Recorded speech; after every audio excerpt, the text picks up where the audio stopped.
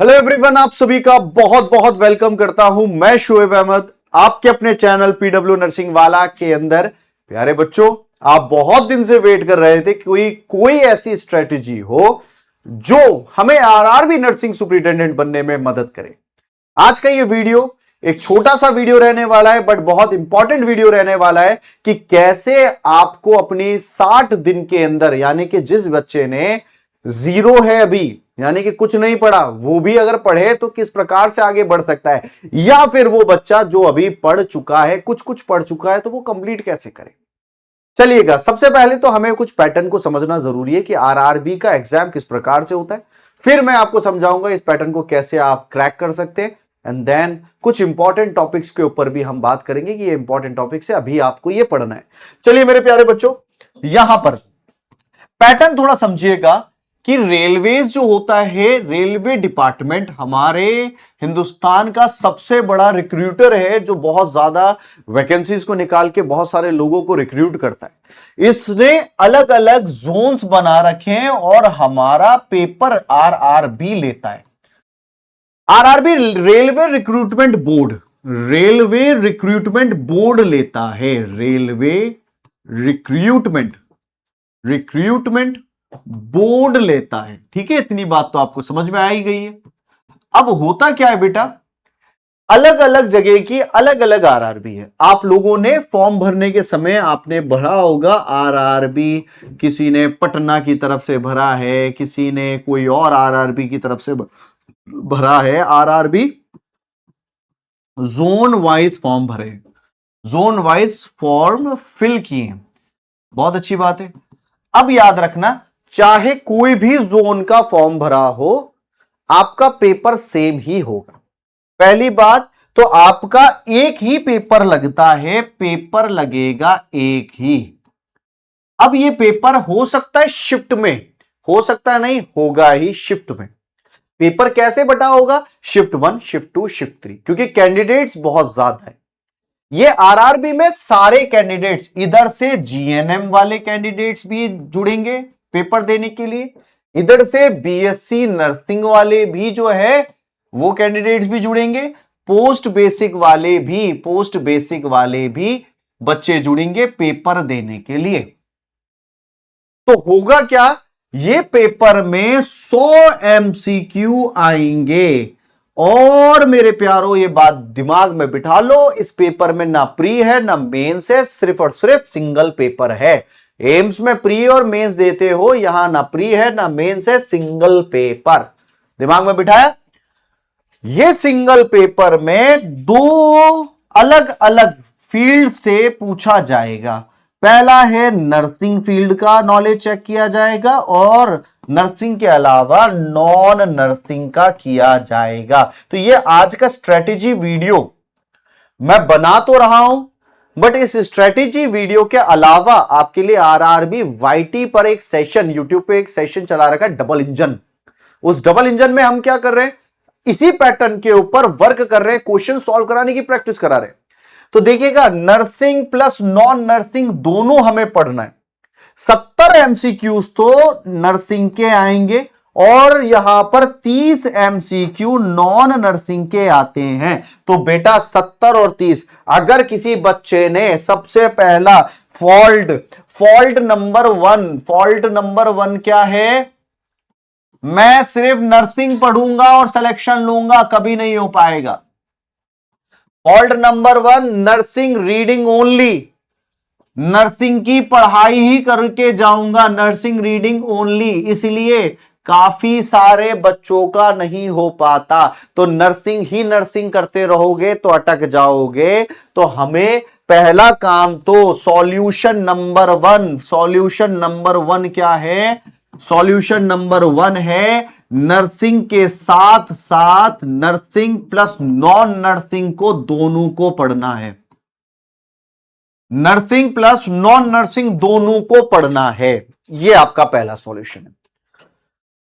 ठीक है, अब दूसरा फॉल्ट क्या होता है, बच्चा नर्सिंग भी पढ़ रहा है, तो नर्सिंग के अंदर वो मेजर सब्जेक्ट्स में से भी कुछ सब्जेक्ट्स को मिस कर देता है। मेजर सब्जेक्ट जो होते हैं, मेजर सब्जेक्ट जैसे कि आपका CHN, आपका FON, आपका पीडिया, आपका OBG, आपका MHN, आपका MSN। अब मान लीजिए मैंने ये मेजर सब्जेक्ट है, हर बच्चे की नजर इन सब्जेक्ट्स पे होनी चाहिए। ये मेजर सब्जेक्ट है और माइनर सब्जेक्ट जिसपे से क्वेश्चन, माइनर क्यों बोल रहा हूं मैं, जिसपे से सब्जेक्ट पे से क्वेश्चन आते हैं, बट दो तीन एक दो ऐसे सब्जेक्ट पे से आपको अगर वो 70 क्वेश्चन नर्सिंग के डिसाइड कर रहा है, वो 70 कहां से करेगा, वो मेजर 70 में से 40 के समथिंग, 40-50 तो यहां से उठा लेगा, और 20 क्वेश्चन जो है वो 20 क्वेश्चन को वो यहां से न्यूट्रिशन का उठा लेगा, न्यूट्रिशन करवाने का। एक दो हुआ तो एडमिनिस्ट्रेशन का क्वेश्चन उठा सकता है, एडमिन का उठा सकता है ना, फार्मा के कुछ एंटीडोट्स या उसके ऊपर पूछ सकता है, रिसर्च का कुछ उठा सकता है। तो मेजर बात, एक्सपेक्टेड बात मैं ये कह रहा हूं कि आपका जो इन टॉपिक सोशो साइको इनसे जो उठेंगे वो लगभग हम ये मान सकते हैं उस 70 में से 20 क्वेश्चंस, 20 MCQ यहां, तो 20 यहां से और लगभग 50 MCQ यहां से उठने के चांसेस हैं, तब जाके 70 MCQ बनेंगे। अब बच्चा ये गलती मत करना, आप लोग यही चीज में अभी पहले मैं एडमिन पढ़ लूंगी, मैं ये करूंगी, मैं वो करूंगी, और 20 क्वेश्चंस को 20 का तैयारी यहां कर ली। भाई आपको तैयारी यहां की करनी है पहले। दूसरा, बच्चा ये बोल रहा है, बच्चे का एक डाउट ये है, नेगेटिव मार्क्स को कैसे कम करें, नेगेटिव मार्क्स को कैसे कम करें। तो मेरी बात सुनो, नेगेटिव मार्क्स को कम करने का कोई भी सॉल्यूशन नहीं होता है। नेगेटिव मार्क्स को कम करने का एक ही सॉल्यूशन है, वो है नॉलेज इंक्रीजमेंट, नॉलेज को बढ़ाना। बात समझ में आ रही है, नॉलेज को बढ़ाना। तो ये चीज पे याद रखिएगा, पहला तो ये समझ में आ गया कि आपका नेगेटिव अपने आप कम होने लग जाएगा जब आपकी नॉलेज बढ़ रही होगी। दूसरी बात याद रखिएगा, ये मेजर सब्जेक्ट है। अब इसमें याद रखिएगा, मैं बोलूं कि मैंने फंडा ही फंडा पढ़ रही हूं या पढ़ रहा हूं, मैं ओबीजी नहीं पढ़ रहा हूं, तो भैया नहीं हो सकता। MSN नहीं पढ़ रहा हूं तो नहीं हो सकता है।